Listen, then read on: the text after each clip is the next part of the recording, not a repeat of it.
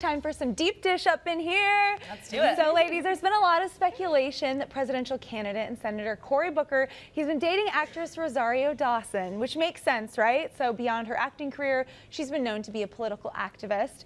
So here's the question. As a presidential candidate, there have only been two bachelors in the White House, which is Grover Cleveland and James Buchanan. And it's actually been 122 years since the president has been single. Wow. So what do you think? Is this going to be a problem for Cory Booker? Do we like that he's dating her? What do you think? Is celeb status okay? Oh, it's such a gray area. Yeah. It's so gray. I mean, I really feel like it doesn't matter. It's 2019. But let's be real. When you're running for a big office like the President of the United States, you're held under a different microscopic lens. Yeah. So I could see it being brought up in a lot of conversation.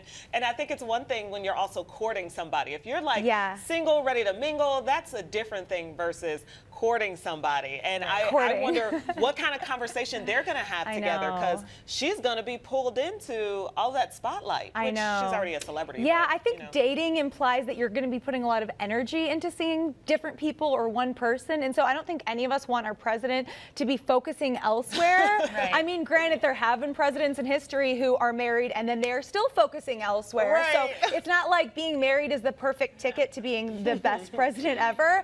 But I do think all of us want someone, I mean, most people to the 90s? value, perhaps, and even before that. But, you know, a lot of us, we like the family values. We like, you know, when Beto announced his, that he was going to be running for president, he showed a picture with his family and his kids and everything too. And so, I don't know. I think it's kind of hard for people to embrace the idea that somebody might be single or might not be married. Even if we are okay with that, not everyone needs that. It's just something that's so a part of how we view our presidents. I don't know. Yeah, I think what it comes down to is he good at his job?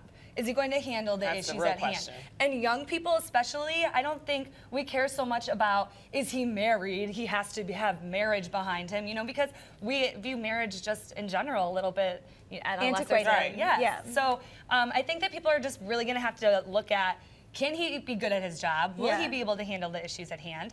And as far as her too, she's like politically involved. So this could be a good thing for them two together. She co-founded a nonprofit for Latinos to encourage them to get out and vote. So, I mean, if they're both involved in this together, and then maybe they can rise up. And then again, too, look at, like, you know, some great presidents, Barack Obama and Michelle Obama. What a noble, admirable couple, right? Yeah. So I don't know. That I'm seeing both sides, but. So could you guys see Rosario Dawson as a first lady? Sure. I think so. Yeah. Did you guys watch the TMZ video of her being bombarded and asked about if they were dating? No. That's what was just released. Nobody wants that, like, in the beginning of a relationship, you know? Her reaction was so genuine. They seem truly in love. She's really happy, and she's like, I'm just so happy to be with someone I respect so much and really look up to. And, you know, she really believes in him and as a political leader. So I think it could be a good thing. Yeah, he's an attractive guy. I read on the internet that he's 6'4". Ooh. Isn't that exciting? Yeah. I like Cory Booker. I like what I know about him so far. So he's vegan. Yeah. Yes. Oh, he's vegan. Yes, he is vegan. There's a good documentary. Another check on the box. Yeah, his supporters are calling him Obama 2.0. So we'll see. They're his supporters, though. So, all right, guys. All right, let's switch gears. A confession for my generation. Millennial travelers, they don't like to research vacations, or so they say. So they have what they're calling net lag or scroll fatigue. So basically they're tired, so more than half of those that look into going on vacation just end up somewhere they've seen before or they've seen on the internet. And on the flip side, millennials prioritize vacations more and more and are willing to pay more money to avoid the research by using a travel agent or having a friend do it for them. So what do you guys think about this? The only thing that I'm thinking, though, is that people also, when they see other places that people are going, they also want to duplicate that. Let's not ignore the role that social media plays in this. Like, they want to duplicate it. I've seen so many people go to Thailand and take a picture with a tiger. Like, so many people go to Cuba and take a picture with their old 1950s cars. Oh, always, so I feel like a lot of, which sounds crazy and is probably unfortunate, but they're thinking about what their social media is going to look like when they're traveling to these places. You mentioned Thailand, and I remember when I was in Thailand, I was on this little island called Koh Phi Phi, and I was just astonished at all of the Scandinavian people that were there. It was like Scandinavians, Australians, and then a couple of Americans that were tourists. And obviously tourism, it's the #1 industry in Thailand. So there's tons of people visiting there all the time. But I was like, it's so interesting that everyone from Scandinavia came here because I think that's just what people do. They communicate when something was a cool experience, and then people that are similar to them were like, oh, I think I'd like to do that too. I used to be on the other side. I used to say, I don't want to go anywhere that my friends have been. I want to go somewhere new. And my boyfriend would get so annoyed with me because he's like, oh, Rebecca's been there, so we're not going to go there now. But lately I've been more influenced by them, and I guess maybe because I have less time to research. Like I've been thinking about Tulum a lot, which is obviously so popular. Going to Tulum, Mexico. Yeah, so you see it on Instagram.